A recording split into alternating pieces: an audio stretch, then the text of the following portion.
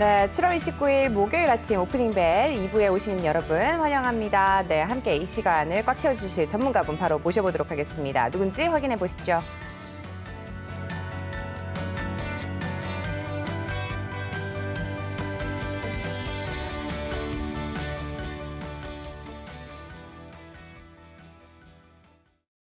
네, 시장을 사로잡은 이슈와 함께 오늘장 투자 전략을 제시해 주실 분 바로 모셔보겠습니다. 최동기 전문가님 자리해 주셨습니다. 안녕하세요. 네, 안녕하십니까. 네, 전문가님. 오늘요 보니까 음식료 가격이 인상이 되면서 관련주 앞으로 어떻게 좀 상승을 하게 될지 이 부분이 좀 궁금해지거든요. 네. 지금 뭐 코로나 팬데믹으로 인해 가지고 일단은 이제 원자재 가격이 많이 올랐거든요. 네. 그래서 이제 곡물 가격도 이제 올랐는데 사실 최근에는 좀 곡물가가 좀 조정을 받는 것 같아서 5월 이후로는 약간 이제 약보합세 이제 흐름을 보이고 있는데 일단 제가 볼 때는 그래서 현재는 약보합이지만 언젠간 다시 오를 수 있는 여지가 있는데 지금은 단기적으로 봤을 때는 이제 그러니까는 상승과 하락이 좀 엇갈리는 그런 이제 전망이 나오는데 네. 일단은 지금 보면은 미국의 경우에 이제 달러가 강세가 되면은 원자재가는 좀 약세를 보이는 경향이 있고요. 그다음에 지금 호주의 경우에는 그 밀 생산이 이제 풍작을 이뤘다거든요. 그래서 아마 저럴 때는 밀에 대해서는 좀 더 이런 조정 그 양상이 있고, 다만 이제 상승 그 영향이 있는 거, 그래서 예상되는 거는 중국의 일단은 그 축산 사료의 어떤 수입이 좀 증가되고 있다는 거.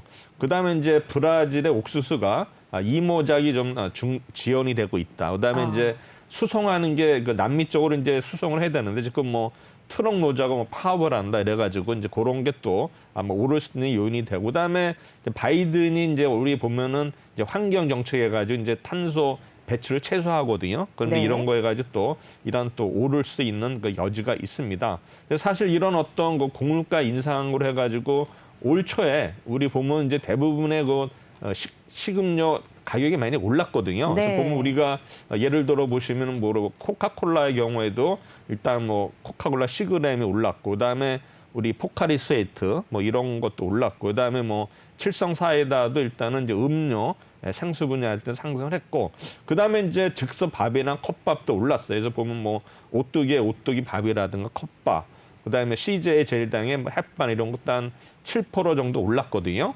그리고 뭐 소스나 뭐 식료품, 뭐 두부, 뭐 풀무원에 두부 이런 거 다 올랐는데 유일하게 일단 안 오른 부분이 라면이었거든요. 그래서 네. 라면이 지금 이제 뭐 농심서부터 뭐 오뚜기에서 이제 인상한다고 하는데 사실 보면 이제 라면 가격이 우리 보면은 농심의 경우에 한 거의 뭐 14년 동안 올리지 않았다 뭐 이런 얘기 있는데, 제가 볼 때는 2010년 이후로 일단 라면 값은 오른 적이 없기 때문에 아마 제가 볼 때는 지금 라면 가격이 인상이 되면서 이런 어떤 효과가 이제 하반기에 일어나지 않을까 예상이 되는데, 보통 이제 음식료 가격을 오르면은 그게 이제 뭐 원가 스프레드를 따지면 보통 이제 3개월 후에 나타나거든요. 네. 그럼 지금 오른다 하더라도 지금은 이제 3분기이기 때문에 제가 볼 때는 이제 4분기에는 이런 어떤 인상 효과가 나타나지 않을까. 근데 이제 주가는 선 반영이 되기 때문에 일단은 오른다는 어떤 뉴스가 나오면은 제가 볼 때는 주가는 반드시 우상향으로 갈 수 있는 여지가 굉장히 크다고 생각이 됩니다. 네, 꼼꼼하게 또 자세히 살펴주셨습니다. 또 곡물가 조정과 함께 또 음식료 가격이 상승을 하면서 또 하반기에 네, 식품 관련한 또 주식이 올라갈지 여부에 대해서 좀 질문을 드려봤고요. 이와 관련해서 답변을 해주셨습니다. 그렇다면 현 시점에서 지금 증시 상황 어떤지 함께 확인을 좀 해보고 올 텐데요. 장유진 캐스터가 전해드립니다. 네, 시황센터입니다. 현재 코스피와 코스닥은 계속해서 오름세를 가져가고 있는 모습입니다. 살펴보시면 코스피 현재 소폭 오름세 속에 3,246포인트 선 지나고 있습니다. 이어서 코스닥은 0.71% 오름세 속에 1,043포인트 선 지나고 있습니다. 이어서 매매 동향 살펴보겠습니다. 코스피에서는 현재 계속해서 기관이 매수세를 홀로 유지하고 있는 모습입니다. 외국인은 1,000억 원가량의 물량을 출회하면서 매도세를 주도하고 있고요. 개인도 함께 매도세로 들어오고 있습니다.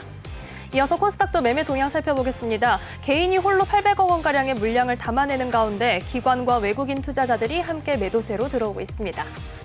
이어서 시총 상위 종목 살펴보시죠. 지금 삼성전자가 다시 오름세로 전환하면서 79,300원 선에서 거래가 되고 있습니다. 카카오 보합권에 머물러 있는 가운데 삼성바이오로직스가 오늘 1% 가까운 탄력받으며 91만 5천 원 선에서 거래가 되고 있습니다.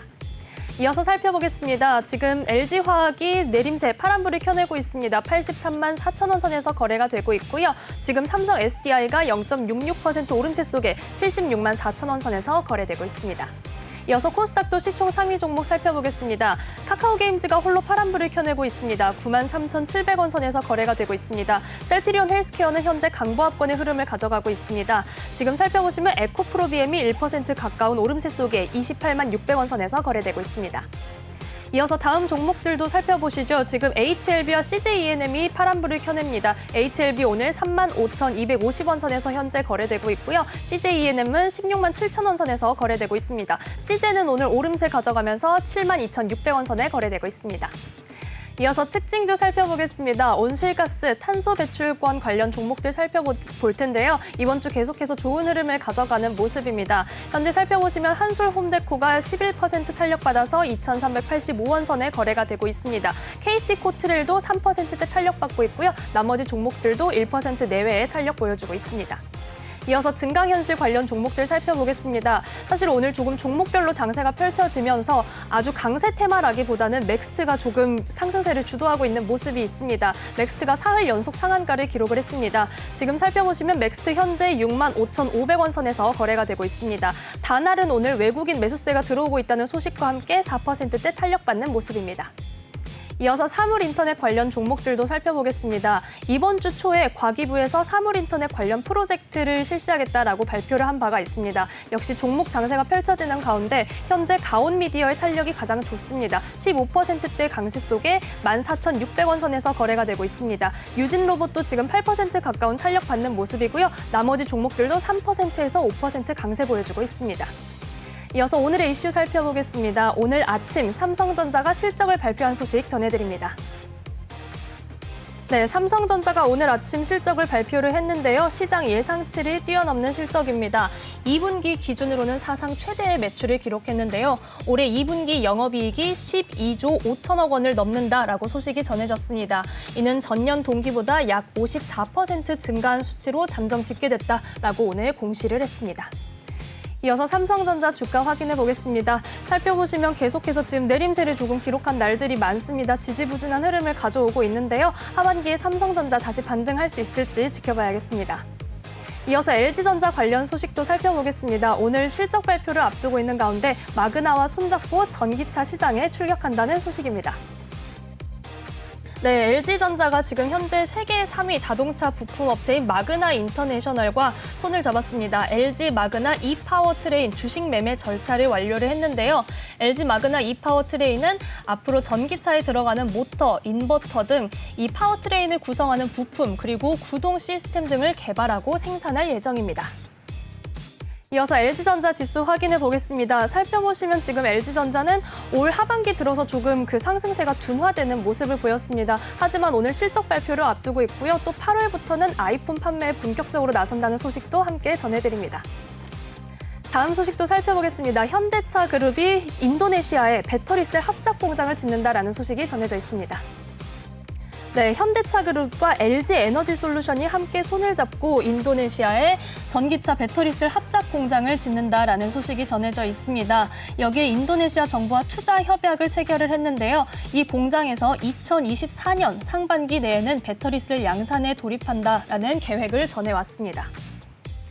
이어서 현대차그룹 주가 확인하겠습니다. 현재 살펴보시면 최근에는 내림세를 더 많이 기록을 했습니다. 하지만 역시 하반기에 계속해서 반등을 가져갈 수 있을지 반격할 수 있을지 지켜봐야겠습니다.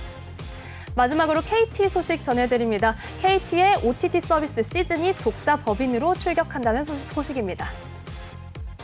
네, KT의 온라인 동영상 서비스 시즌이 오는 8월 초 독립법인 KT 시즌으로 공식 출범합니다.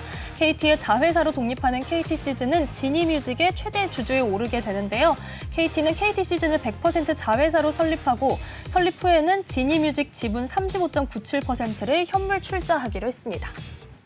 이어서 KT 주가 확인해 봅니다. 살펴보시면 꾸준히 우상향을 해오다가 지금 최근에 조금 내림세를 기록하는 모습을 보였습니다. 하지만 오늘은 지금 소폭 상승세 속에 33,900원 선에서 거래되고 있습니다. 지금까지 이 시각 시황과 주요 이슈 살펴드렸습니다.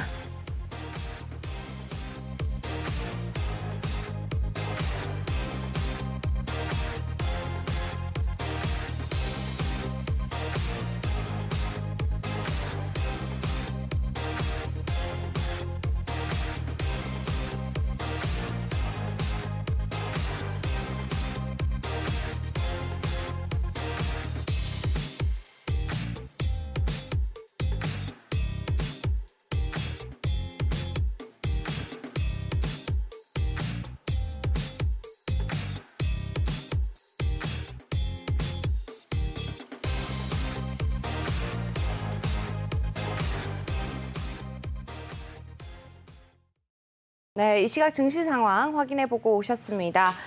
코스피에서는 음식료품 그리고 섬유 의복 업종이 좋은 흐름을 가져가고 있고요. 코스닥에서는 화학과 제약, 제조 그리고 테마별로는 탄소 배출권 관련한 주가들이 좀 좋은 흐름을 가져가고 있습니다. 전반적인 분위기 어떻게 보시나요? 일단 뭐 미국 시장이 혼조세를 보였는데 일단 우리 필라델피아 반도체 지수는 이제 상승을 기록하면서 우리가 이제 반도체 주 뭐 삼성전자나 하이닉스에 대해서 좀 기대감을 갖고 있는데 역시 이제 움직이지 않고 있어요. 그래서 네. 보면 이제 오늘 장 자체는 이제 오르고 있는데 지금 오늘 특별한 걸 보면은 옵션에 있어서도 이제 보통 그 외국인들이 상승하는 날을 일단은 콜옵션을 매도하고 풋옵션을 사고 하락한 날은 그 반대 양상을 보였는데 오늘은 주가 지수가 상승함에도 불구하고 오히려 콜옵션을 매수하고 풋옵션을 매도하는 거 봐서는 아마 이런 상승세가 계속 이어지지 않을까 일단 조심스럽게 예측이 되고 있습니다. 그다음에 환율 자체도 지금 뭐 1,150원대에서 등락이 엇갈리고 있는데 오늘은 일단 1,150원대 초반까지 좀 내려온 모습이거든요. 그래서 일단은 환율이 안정돼야지만 일단은 외국인들이 좀 계속 매수에 가담을 할 텐데 현재로서는 좀 1,150원에서 어떤 등락이 엇갈리기 때문에 지금 현재로서는 어떤 방향성을 좀 예측하기는 어렵지 않나 이렇게 예상하고 있습니다. 네, 환율이 굉장히 많은 영향을 미치죠. 지금 1,150원대 초반에서 이제 등락을 거듭하고 있다라고 말씀 좀 짚어주셨습니다. 그래서 또 종목별로 좀 살펴보면 좋을 것 같은데 특징주들 어떤 게 있을까요? 일단 맥스트가 이제 오늘까지 상한가 4번을 기록했는데 아까 상한가가 좀 무너지는 모습을 보였거든요. 네. 그래서 만약에 맥스트가 이제 다시 뭐 상한가를 말아 올리면은 또 이런 우리 메타버스 관련주들이 계속 갈 수가 있겠지만 오늘 만약에 상한가가 만약에 무너진다 하면은 아마 걷잡을 수 없이 또 아마 하락할 수도 있기 때문에 아마 맥스트의 흐름을 잘 보시면 될 것 같고요. 그다음에 이제 네이처셀 종목은 보면은 이제 어제는 좀 빠졌고 오늘은 이제 오르고 있는데 이 회사는 아시다시피 이제 줄기세포 관련주거든요. 그래서 이제 건강식품도 하고 뭐 마스크 사업에서는 작년에 돈 좀 벌었는데 이 회사가 보면은 이제 어제 같은 경우는 하락한 이유가 공매도가 보통 이제 어제 20만 주 굉장히 늘었거든요. 네. 그래서 공매도로 인해서 어제는 빠졌는데 오늘은 다시 좀 오르는 모습을 봐서는 아마 제가 볼 때는 또 공매도가 다시 또 상한이 되면서 오르지 않나 생각했는데 어쨌든 간에 네이처셀은 일단은 급등과 급락이 이제 반복되는 종목이기 때문에 그러면 유심히 좀 보셔야 될 것 같고요. 그다음에 이제 에코프로 HN이 또 이제 네. 오늘 상승하고 있는데 에코프로 HN은 24일 날 대신증권에서 레포트가 나왔어요. 그래서 이제 3가지 투자 이유를 설명을 했는데 ESG, 그러니까 환경 관련해서도 일단 이 회사가 강점이 있다. 그래서 보면 이제 우리 ESG는 뭐 우리 온실가스라든가 뭐 네. 유해가스, 그다음에 배출물 뭐 이런 거 했는데 일단 이쪽에 에코프로 HN이 강점이 있다는 거. 그다음에 이제 마이크로웨이브라는 거 시스템을 가지고 있는데 이게 하는 효율이 한 30% 다른 제품보다 높다. 그다음에 이제 여러 가지 아마 좋은 어떤 신사업 관련해 가지고 아마 주가 자체는 좀 좋을 것이다. 해서 에코프로 HN이 일단 상승하고 있고요. 마찬가지로 또 에코프로도 또 오늘 오르고 있는데 에코프로는 아시다시피 이제 뭐 에코프로 BM의 또 어떤 그 지주회사이기 때문에 네. 그런 환경이기 때문에 아마 그동안에 또 상대적으로 덜 올랐기 때문에 에코프로가 좀 오르는 것 같고요. 그다음에 이제 오늘 아직 주가가 좀 아직 반등을 하지 있지만은 이제 우리나라 정부에서 그 2030년까지 그 인공 혈액을 집중 투자한다 그랬거든요. 지금 보면은 혈액이 지금 주의 단계 보통 지금 혈액이 3일이 안 된다라고 돼요. 3일 미만 보유가 있기 때문에 지금 인공 혈액을 이제 계속 집중 투자하는데 아마 이거에 대한 어떤 그 수혜는 아마 이수학이 되는 것 같아요. 이수학의 자회사가 썸바이오라는 회사가 있는데 이 회사가 3월 달에 이런 거 인공 혈액에 대해 특허를 출원을 했거든요. 그래서 아마 이수학도 오늘 좀 반짝하다가 지금 뭐 보합 내지 마이너스인 것 같은데 아마 이수학도 아마 또 이런 거 인공 혈액에 대해서 또 테마가 또 형성될 수 있으니까 이 종목도 한번 우리가 지켜봐야 될 것 같고요. 그다음에 이제 CTK라는 종목이 있습니다. 이 회사는 일단은 이제 CTK 이비전인데 아마 이베이 코리아하고 해외 셀러에 대해서는 어떤 영업 MOU를 체결했다라 가지고 아마 이거를 이용해서 아마 지금 그런 그 효과를 내 가지고 CTK 종목이 오르고 있는데 이 회사가 이제 어떤 그 플랫폼을 만들었어요. 그 포인트 보도라는 팝인 그 보도라는 어떤 플랫폼이 있는데 이거가 이제 보면은 이베이 코리아하고 어떤 마켓플레이스의 어떤 파트너거든요. 그래서 아마 아이허브를 운영하는데 이게 이제 아마 이런 뉴스로 인해 가지고 오늘 아마 이 CTK가 오르고 있는 것 같습니다. 네. 그다음에 이제 웅진의 경우에도 보면은 이제 우리 에이프레젠 바이오로직스 해가지고 이 회사는 주로 이제 뭐 창고라든가 뭐 이런 거를 이제 그 구축하는 회사인데 아마 여기에 우리 아마 그 SAP 확장형 어떤 그 EMW 그러니까는 EWM 뭐냐면 이제 Extended Warehouse Management라고 이제 웨어하우스가 보통 이제 창고의 의미인데 이런 거를 구축했다 해가지고 이제 웅진도 좀 오르는 모습 보이고 있고요. 그다음에 아까도 얘기했지만 이제 라면 관련해 가지고 오뚜기는 13년 만에 이제 오르게 되고 농심은 4년 한 6개월 만에 오르게 되는데 제가 볼 때는 뭐 삼양식품이라든가 뭐 농심 이런 어떤 오뚜기라는 거 이런 차트를 보면 거의 뭐 바닥권에 있는 종목들이 대부분이기 때문에 아마 이런 종목들도 아마 인상 효과를 해가지고 아마 제가 볼 때는 이제 어떤 뉴스에 오를 수도 있지만 사실 또 뭐 기관 투자가이나 외국인들은 숫자로 실적을 확인하려면 또 사는 경우가 있기 때문에 네. 아마 제가 볼 때는 이번에 오르지 않는다 하더라도 아마 4분기부터는 또 오르지 않을까 이렇게 예상을 하고 있습니다. 네, 지금 오늘 맥스트가 굉장히 메타버스 관련주로서 대장주가 되어가고 있는 것 같습니다. 굉장히 계속해서 상한가를 기록을 하고 있고요. 이어서 또 가온미디어가 메타버스에 또 새로운 테마로 또 메타버스 증시에도 새로운 테마로 떠오르고 있는 가운데 호실적을 발표하면서 급등세를 보이고 있다는 점 함께 참고하시면 좋겠습니다. 특징주 살펴봤고요. 또 함께 또 오늘장 투자 전략 어떻게 세워보면 좋을지 간단하게 좀 짚어볼까요? 일단은 오늘은 뭐 제가 볼 때는 뭐 여러 가지 좀 테마가 분산되는 것 같아요. 네. 그리고 또 뭐 또 그동안에 빠졌던 또 효성 그룹주들 오르는 거 보고 그다음에 이제 기관들이 코스피에서 순매수를 보이는 거 그다음에 또 외국인들이 지금 옵션에서 상승에도 불구하고 콜옵션을 매수하는 거 봐서는 일단은 뭐 좋은 흐름이 이어질 것 같은데 근데 결국에는 이 주식이라는 거는 내가 가지는 종목이 올라야 되는데 지금 이제 어떤 거 요새 양상을 보면 대부분이 이제 그 손실을 보는 종목들이 많을 거예요. 네. 근데 이제 이런 종목들도 다 어느 정도 다시 한번 이런 상승장에서 또 순환매가 일어나기 때문에 섣불리 매도보다는 그냥 홀드 전략으로 가는 게 좋지 않을까 이상이 됩니다. 네, 전일장에서는 SK 하이닉스와 삼성전자 그리고 삼성전자 우선주 등을 개인 투자자분들이 매수를 하셨다는 점 저희 앞에서 이제 일부에서 전해드린 바 있는데요. 어떤 이슈들이 또 시장에 나와 있는지 잠시 후 이슈킹에서 짚어드리도록 하겠습니다. 저희는 잠시 후에 돌아오겠습니다.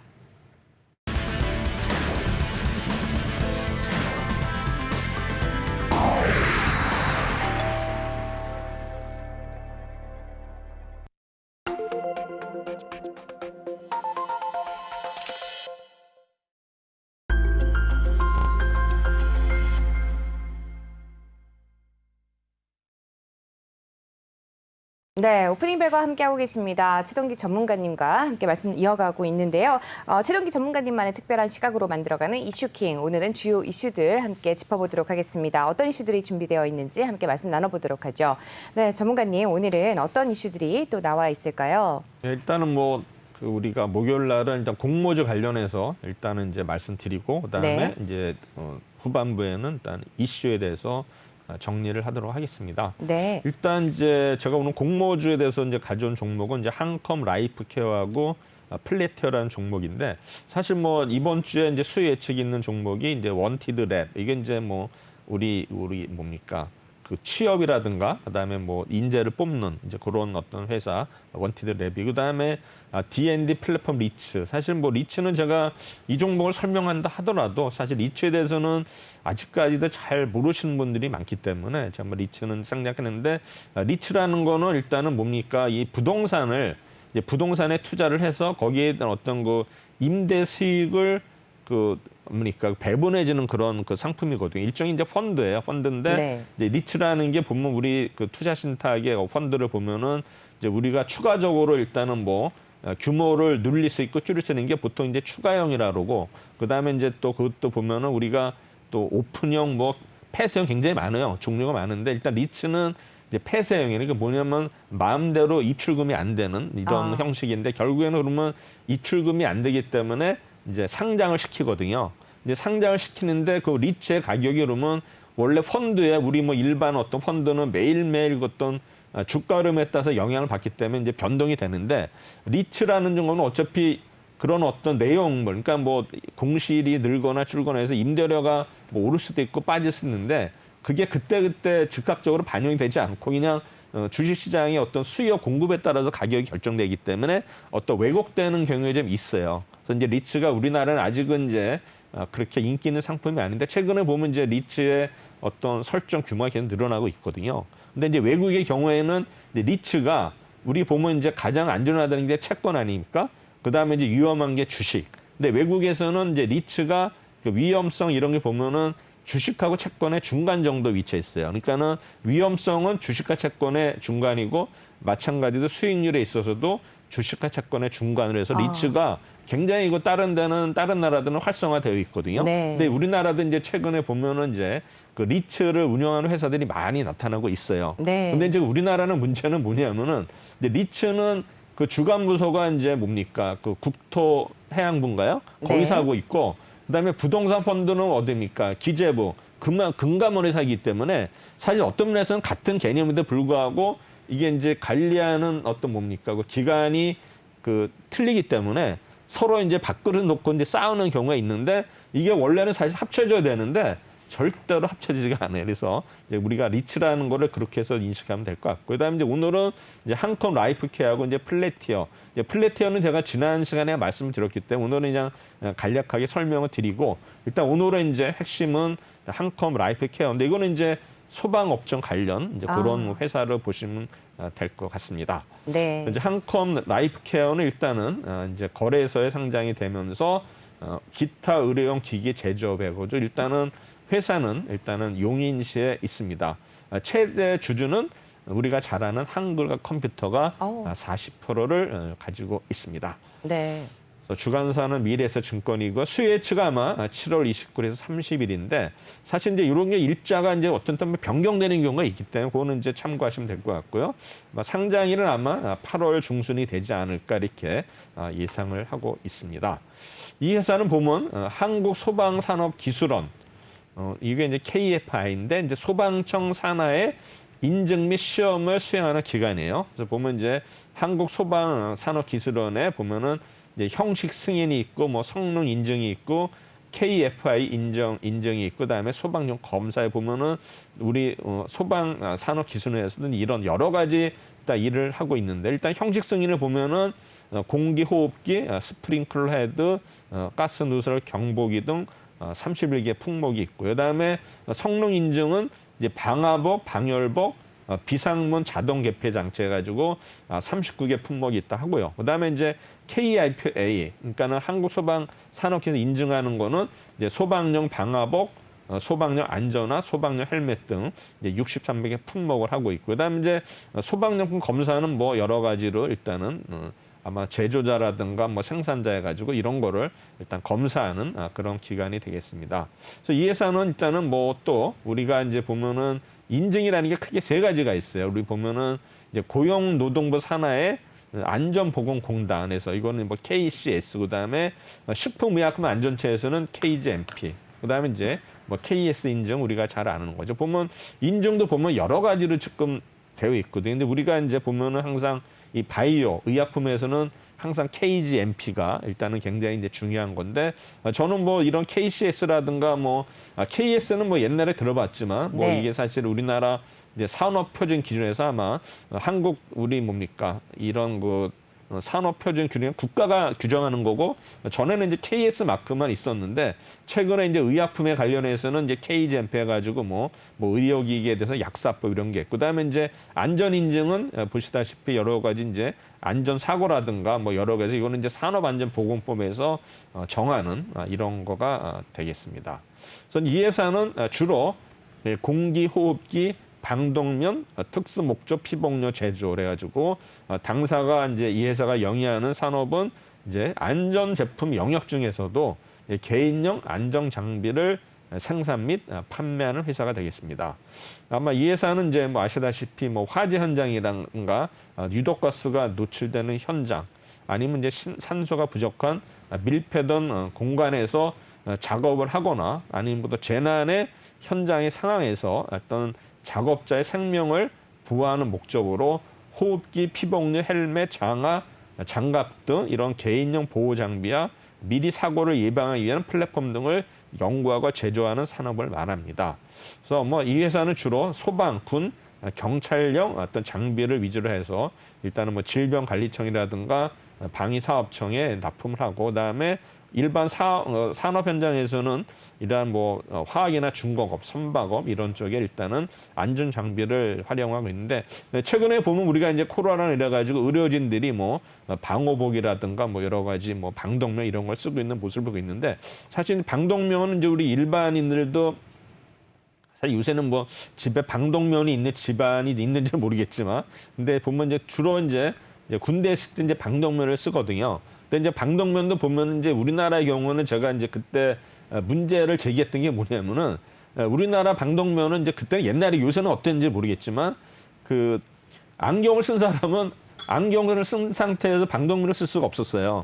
근데 지금은 아마 개선이 됐다고 하는데 네. 근데 이제 그 당시에 보면 이제 우리나라는 그런데 미군을 보니까 미군은 방독면에 그 도수가 있어요. 오. 그래서 그 자기의 그 눈에 맞춰서. 맞는 그걸 네. 그렇게 하기 위해서 그만큼 이제 방독면도 옛날에 이제 우리나라 군대는 주먹구구식인데 지금은 많이 모르겠어요. 군대를 제가 요새는 얘기는 못 들어봤는데 아마 현대가 많이 되지 않았을까. 그래서 이제 방독면 보면 우리가 뭐 지하철에도 보면 이제 방독면이 있는데 네. 근데 문제는 뭐냐면은 그게 이제 우리 눈이 나쁜 사람들은 안 보이거든요. 그래서 아마 제가 볼 그렇겠죠. 때는 네. 아마 개인용 방독면을 아마 가져 있어야 되지 않나 생각합니다. 어쨌든 간에 그건 뭐 그렇다 하더라도 들고 다닐 수는 없으니까 그러니까 문제는 안 보인다는 거. 네, 안경 그렇죠. 쓴 사람들 그게 이제 문제인 것 같아요. 그렇겠네요.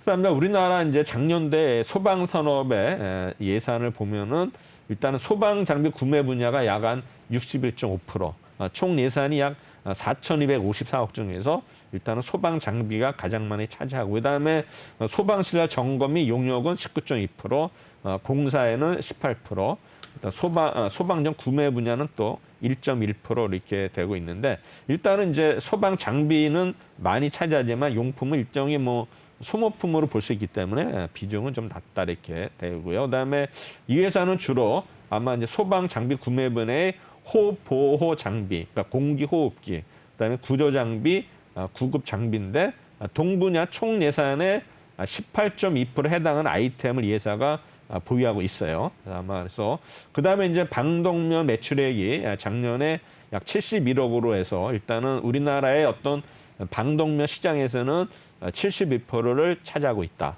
이렇게 보면은 아마 지금 이제 우리 여기 보면은 방독면 시장에서 한컴 라이프 케어가 일단은 71억을 차지하고 있고 그다음에 SG 생활안전, 도브 라이프텍 가지고 다른 회사들은 굉장히 미미한 어떤 그 비중을 차지하고 있기 때문에 아마 방독면 시장에서는 거의 뭐 독과점 그런 시장으로 일단은 이 회사가 유지하고 있는 것 같아요. 그래서 뭐 사업 현황을 일단은 이 회사는 보면은 뭐 정부의 일반 방독면에서 민방위와 전시형 보급률 확대 계획에서 아마 2025년까지 240만 개, 그다음에 대피형 마스크, 그래서 일단은 일반 방독면하고 이제 화재 대피 마스크가 계속 이제 성장하고 예상이 되는데 저는 또 뭐 화재 대피 마스크는 또 본 적은 없는 것 같아요. 이게 이제 어디 있는지 모르겠지만 어쨌든 간에 우리가 이렇게 모르는 사이에 일단은 우리가 소방 안전, 화재 안전해가지고 이런 방독면, K5 완적품의 어떤 방위 산업차에 이제 선정이 되는데 일단은 뭐 우리 개인보다는 이제 군인들이 중요하죠. 그래서 그렇죠. 아마 이런 네. 어떤 국방부에 이제 납품을 하는 것 같은데 어쨌든 간에 이런 어떤 그 사업 자체가 2016년부터 30년까지 15년 동안에 이런 방독면 완제품 사업 그걸 하거든요. 그래서 아마 사업비가 약 2,900억, 소요량이 일단은 약 107만 개인데 어쨌든 간에 아마 이런 거 국방부에서 이런 또 예산이 있기 때문에 이 예산은 꾸준하게 아마 성장을 하지 않을까 예상이 됩니다. 네. 그다음 이 중에서도 이제 군용 K5 방독면이 2030년까지 매년 200억의 어떤 예산이 책정되어 있다. 그래서 작년에는 약 185억의 매출을 실현했는데 아마 올해는 이제 좀 줄어드는 것 같아요. 아마 일단 이 78억 정도로 일단 줄어드는 것 같은데 일단은 아마 2022년부터는 또 아마 이 예산에 따라서 고정적으로 한 200억 정도의 매출은 일어날 수 있다고 이렇게 예상을 하고 있습니다. 또한 아까도 보면은 이제 우리가 이 회사가 일단은 거의 뭐 독과점의 지위가 있고, 그다음에 이제 방덕면이 보면은 이제 내용 연수가 이제 10년이기 때문에 아마 2030년 이후에도 계속 교체 수요가 일어나지 않을까 예상을 하고 있습니다. 그래서 우리나라 규모는 약 한 대상 시장이 지금 실제는 이제 1,715억이고요. 아마 잠재 시장까지 하면 약 2,800억 정도로 예상을 하고 있는 것 같고요. 그래서 아마 일단은 이제 이 회사의 경우에는 지금 신규 목표 시장이 저기입니다.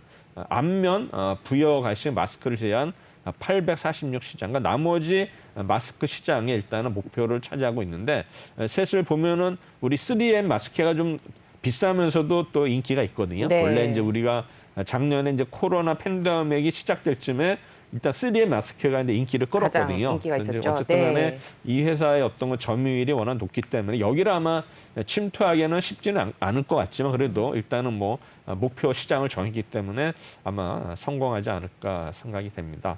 그다음에 이제 보면 주로 이제 보호복이 우리가 이제 많이 우리 의사들라든가 산업현장에서 많이 보는 거죠. 그래서 고열이라든가 중금속, 유해 화학 물질, 그래서 이런 이제 어떤 작업자를 보호하는 이런 어떤 의료가 될 텐데, 이 회사도 이제 보호복 시장에서도 계속 일단은 이제 앞서 나가고 있는 회사인데, 이제 보호복 시장 자체가 이제 매년 우리나라도 약 한 6% 정도 성장하는 거로 지금 자료가 나오고 있거든요. 아마 이런 또 보호복 시장도 계속 늘어나고 있어서 이 회사 어떤 매출이 늘어나지 않을까. 그다음에 이제 공기 호흡기는 일단은 약 2020년의 경우에 결국에는 그 시장 점유율이 96%이기 때문에 이것도 거의 뭐 독점적인 사업자거든요.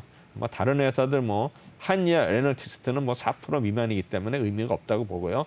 그다음에 이제 마스크는 아시다시피 지금 경쟁이 많죠. 네. 여러 회사 만드는데 어쨌든 간에 이 회사도 보면은 이제 산업용 마스크에 대해서는 이 회사가 특화되어 있는데 4개 업체, 한국 3M 보건안전, 에버그린, 파인텍, 도보 라이프텍이 있는데 어쨌든 간에 이 아마 회사 중에서도 우리 이런 한컴 라이프 케어라는 회사가 일단은 아마 점유율에서는 앞서고 있다 생각이 되고, 그다음에 보호복은 전체 산업안전 시장에서 차지하는 비중이 6.5%인데 아마 주로 수입에 의존하고 있다 합니다. 그래서 보문질에 두평 코리아가 가장 높은 비중을 차지하고 있고, 그다음에 한이엘, 3M이 뒤따르고 있다. 그래서 이런 어떤 우리 산업 안전 시장에도 우리가 모르는 어떤 회사들이 있더라고요. 그러면 상장된 회사들이 별로 없기 때문에 일단 네. 우리가 몰랐는데 이번에 한컴 라이프 케어가 상장함으로써 아마 관심을 받지 않을까 생각이 되는데, 어쨌든 간에 이게 이제 우리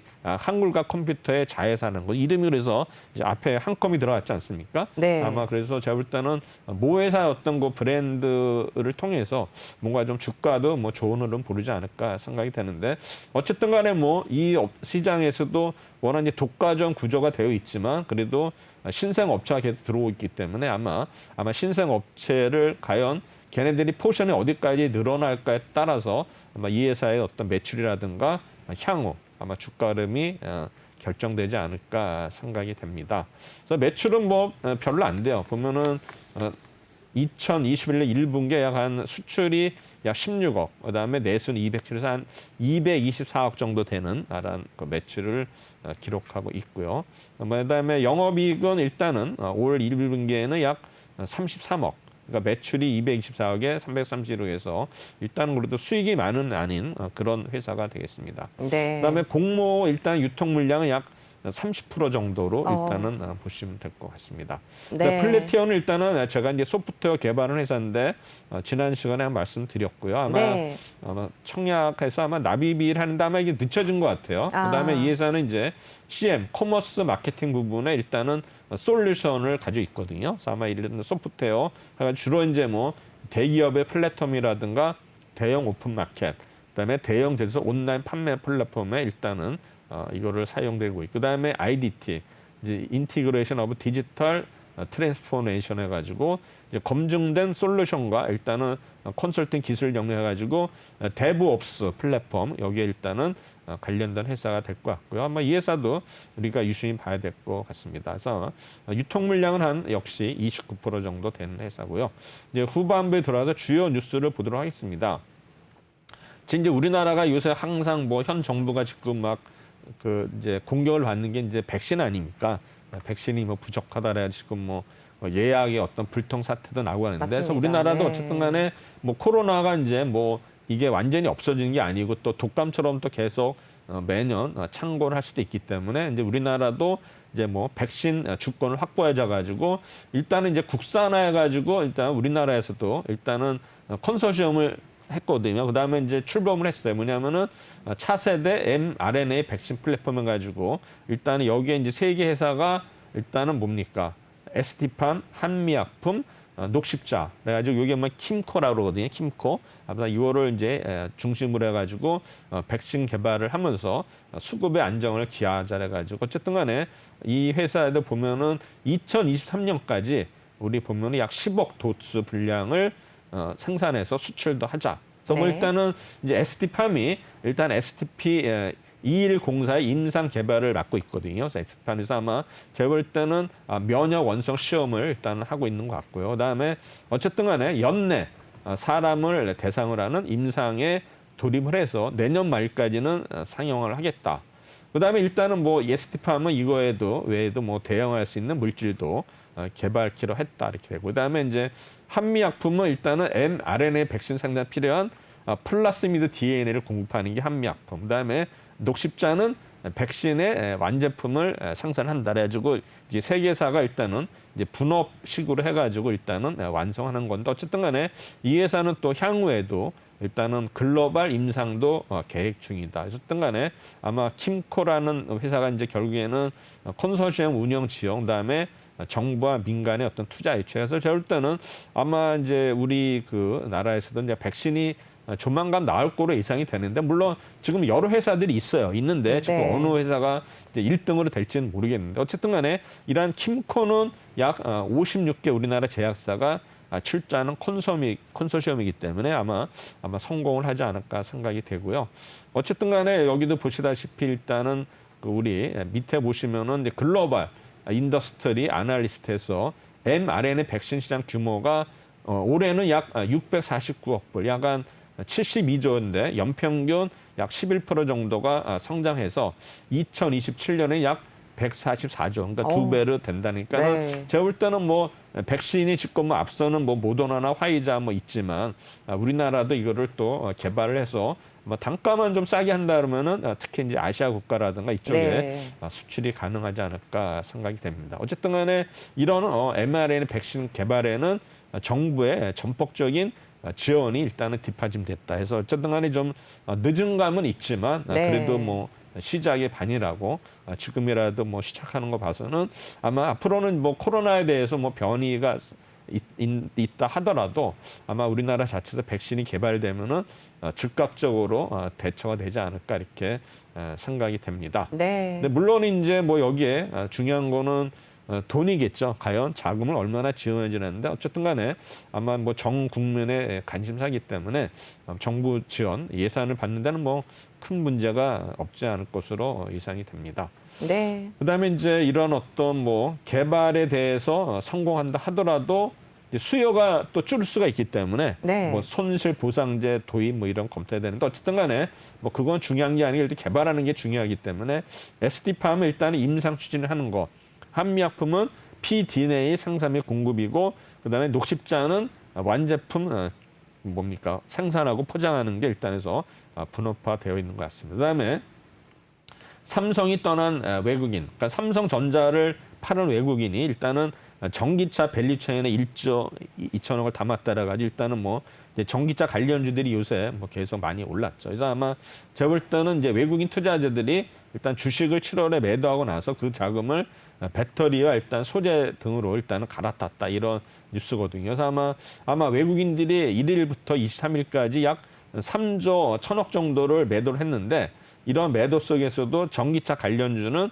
집중적으로 매수를 했다. 그래서 가장 많이 산 종목이 삼성 SDI입니다. 그래서 SDI 뭐 어제인가도 제가 말씀드렸지만 네, 그러셨죠. 이제 미국의 공장에 뭐 새로 증설하면서 이제 관련주들도 뭐 말씀을 드렸었는데 어쨌든 간에 SKIT가 딜을 이었다. 그래서 보면 이제 삼성 SDI가 일단 공장 신설하면서 가장 혜택을 볼 수 있는 종목이 이제 MK전자라고 제가 어제 말씀드린 것 같은데 어제 제가 여기 이 시간에는 한 15% 올랐었는데 아마 종가는 거의 한 20% 가까이 올랐던 것 같아요.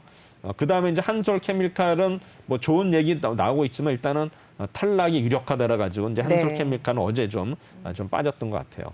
그래서 역시 이제 그 다음에 LG전자, LG화학도 대거 순매수를 했다. 그 다음에 코스닥에서도 일단 LNF와 에코프로 BM 첨부해가지고 최근에 일단은 많이 올랐던 종목을 외국인들이 일단은 매수를 했다는 거를 일단은 우리가 알 수 있어서 결국에는 이런 7종목의 금액을 합하면은 1조 2천억 결국은 판 만큼 이 종목을 샀다는 거를 우리가 알 수가 있겠죠. 네. 그래서 역시 뭐 보면 우리가 뭐 삼성, SDI, 뭐 SDK, LNF, 에코프로 첨보가 많이 올랐다는 거. 근데 결국에 이제 이러한 외국인의 매수는 일단 차량용 반도체 부족 현상이 어느 정도 해소되고 어쨌든 간에 글로벌 완성차 업체들이 전기차에 올인할 것이다. 이런 어떤 그 분석에 의해서 아마 집중적으로 매수한 거로 예상이 됩니다. 그다음에 일단은 반도체 소재 업종 미진출 가능성해 가지고 주가 재평가 기대해 가지고 최근에 보면 우리 SK 머티리얼스, 일진 머티리얼스, 하나 머티리얼스 관련주들이 전부 올랐죠. 이게 네. 이제 결국에는 이런 소재 업종이 미국에 진출 가능성이 높아졌다 해가지고 결국에는 3년간에 이제 뭐 미국에서 이제 파운드리 투자가 지금 예상돼 있지 않습니까? 뭐 TSMC가 무려 100조 이상, 그다음에 삼성전자, 그다음에 인텔도 일단 이쪽에 투자한다 해가지고 이제 계속 아마 이슈가 있기 때문에 이런 반도체 소부장들 우리가 이제 유심히 봐야 되는데 뭐 다 오르는 게 아니라 이제 관련된 종목들만 오르겠죠. 그래서 어쨌든 간에 2024년까지 약 158조의 신규 파운드리 라인이 일단은 미국에 구축이 된다. 그래서 아마 삼성전자도 뭐 투자 규모는 계속 늘어나는 거 봤는데 결국에는 TSMC를 우리가 삼성전자가 과연 얼마만큼 추격할 수 있느냐가 일단은 아마 관건이 된 것 같은데 아마 KB증권은 이제 SK 머티리얼스, 한솔케미칼, 이제 솔브레인을 꼽았어요. 그러니까 이제 이거는 한솔케미칼은 뭐 이런 어떤 뭐 SDI 쪽보다는 일단 뭐 여러 가지 뭐 2차 전지나 반도체 하는 소재인데 네. 일단은 한솔케미칼은 일단 KB증권에서는 여기에 선호조를 일단 들어갔어요. 뭐 2차 전지가 아니라 이제 반도체 파운드리 네네. 관련해서 SK 머티리얼스, 한솔케미칼, 솔브레인이 들어갔고 그다음에 이제 철강조에 가지고 뭐 다시 달린다 해가지고 이제 포스코가 역대 최대 실적을 일단은 기록을 했거든요. 그래서 아마 포스코 주가가 계속 목표가 올리면서 우상향으로 올랐었는데 조금 조정받고 아마 다시 좀 이렇게 올라가는 그런 모습을 보고 있는데 일단은 올 2분기에 역대 최대 실적을 기록을 했죠. 그래서 아마 영업이익이 전년 동기 대비 약 50% 가까이 증가한 2조 2천억, 매출액은 33% 증가한 18조 2,920억을 집계를 했는데 연결 실적 기준으로 해서 아마 2006년 이래 분기 최대 실적이고 그다음에 별도 기준으로 해서는 2010년 3분기 이후에 최대 실적을 기록을 했다고 이렇게 나타나고 있습니다. 아마 이제 보면은 철강 수요는 계속 증가하고 있는데 이제 공급이 부족하면서 일단은 철강주들의 주가가 계속 아마 오른가 했나 생각이 되는데 결국에는 이제 중국에서 보면은 이제 중국이 이제 이런 가장 강권인데 최근에 보면 이제 수출도 뭐 금지한다는 얘기도 있고 그다음에 이제 생산량도 줄인다 해가지고 일단은 중국발 일단 어떤 철강 가격이 인상이 되면서 전체적으로 이 업체들의 어떤 주가도 이제 우상향으로 가지 않았나 생각이 되는데 어쨌든 간에 미국이 일단은 중국 자체가 원래 철강 수출에서 보조금을 지급을 했는데 이제 그거를 폐지를 하는 거예요. 그래서 네. 이게 이제 증치세인데 어쨌든 간에 수출 억제 정책을 이제 중국이 피우고 있다 해서 네. 아마 철강주들이 계속 오르는 것 같습니다. 그다음에 결국에는 이제 이 원인은 뭐냐면은 또 유럽 연합에 있어서는 이제 이 환경 관련해 가지고 이제 탄소세 그렇죠. 이거를 또 부과를 하기 때문에 과연 이제 철강 업종이라든가 뭐 시멘트 업종, 뭐 화학에서 뭐 전 분야에 아마 이게 연관이 안 되는 기업들이 없어요. 네. 반도체도 엄청나게 또 탄소 배출을 하기 때문에 결국에는 이런 어떤 그 뭐 유럽에서도 이런 계속 제한이 있기 때문에 결국에는 이런 탄소 국경세 도입은 철강 가격의 어떤 상승 요인이 될 수 있겠다. 그래가지고 이런 이제 분석으로 이래가지고 일단은 랠리가 있다. 그래가지고 일단 포스코를 필두로 해가지고 네. 다른 뭐 2부 종목들도 오르지 않나 생각이 되고요. 그다음에 이제 민간 우주여행 시대에 개막해가지고 버진 갤럭틱에서 블루 오리진이 민간 우주 비행을 성공했는데, 네. 근데 이거는 지금 너무 완전한 성공이 아니에요. 왜냐하면 이제 카르만 9 해가지고 고도 100km를 넘어서 운행을 해야 네. 되는데 그게 안 되고, 그다음에 이제 봅니까 이게 뭡니까 이게 포물선이에요, 포물선. 아. 이 쭉 궤도를 타고 가야 되는데 네. 아마 이런 게 좀 문제가 있지 않나 부족하다. 생겨서 네, 결국에는 네. 뭐 이제 궤도 비행을 해야 되는데 이거는 포물선 비행이다. 그래서 어떤 면에서 의미가 없는데, 아마 일론 머스크의 스페이스X가 현재 추진 중인 거는 민간 궤도 우주 비행 프로젝트다 해서 9월 발사 예정이다 이렇게 되어 있고요. 그다음에 이제 무인에서 아마 유인이 되면서 이제 우주 여행이 시작이 되는데 아마 비용이 엄청 비싸겠죠. 네. 그래서 이거 보면 이제 궤도 비용은 위에서 일직선을 가는데 우리 블루 오리진이나 버진 네. 갤럭틱은 포물선이다. 그다음에 이제 알약 하나로 먹는 백신이 나오느냐. 아마 이게 나오면 굉장히 아마 충격적인 센세이션이 되는데 되겠죠. 네. 이스라엘에서 지금 이거를 지금 임상 시험을 준비 중에 있는 것 같아요. 네. 그래서 이스라엘의 오라백스 메디칼 아마 기도를 해봐도 되지 않나 했는데 결국에는 네. 아마 이제 유통하고 보관이 편리하기 때문에 뭐 유통 인프라가 안 좋은 나라에도 일단은 좋지 않을까 생각이 되고 있습니다. 그다음에 이제 미 반도체 공룡해지고 일단은 인텔이 이제 글로벌 파운드리사를 인수한다는 걸 발표했거든요. 그래서 아마 이게 이제 그래서 아마 삼성전자도 지금 굉장히 좀 비상에 걸린 것 같아요. 그래서 이렇게 나오고 그다음에 야간 글로벌 파운드리가 미국, 싱가포르, 독일 등에서 60억 달러를 투자를 한다고 합니다. 그래서 아마 이게 그다음에 이제 KG ETS 우리가 이제 폐기물 업체 중에 아마 이게 인선 ENT하고 KG ETS가 두 종목의 대장주인데 네. 아마 지금 이제 매각 얘기가 나오면서 이제 어느 회사가 인수를 할지 아마 ETS가 어제 많이 오른 것 같아요. 오늘은 어떤지 모르겠지만 해서 매각 얘기 나오고 있고요. 그다음에 이제 하이닉스가 DDR5 하방이 양산하다. 지금 이제 DDR4거든요. 네. 5로 올라가는 그만큼 이제 이게 앞선단, 진화된 개념인데 아마 이서 후공정, 소부장제 해가지고 뭐 역시 보시면은 심택이 일단 대장주, 그다음에 TSE, 엑시컨, 유니테스트, 아비커 전자 뭐 이런 종목이 있고요. 그다음에 이제 마지막으로 일단은 이제 석탄 가격이 2배 뛰어가지고 여기에 이제 수입에 의존하는 시멘트 업계가 비상이 걸렸다 해서 보통 이제 시멘트 업계는 아마 유연탄을 약 70에서 80%를 원료로 사용하기 때문에 아마 제가 볼 때는 부담이 만만치 않을 것 같아서 아마 그래서 시멘트 어떤 업종 주가들이 요새 좀 이렇게 주춤하는 것 같은데 어쨌든 간에 네. 이런 어떤 원료 가격 자체가 오르기 때문에 아마 비상이 걸렸다 이런 얘기가 있습니다. 네, 원자재 가격부터 해서 원료 가격까지 상승했다는 소식까지 좀 전해주셨습니다. 네, 오늘 이렇게 해서 또 주요 이슈들 함께 짚어봤고요. 오늘 도움 말씀 주신 분 최동기 전문가였습니다. 말씀 고맙습니다. 네, 감사합니다.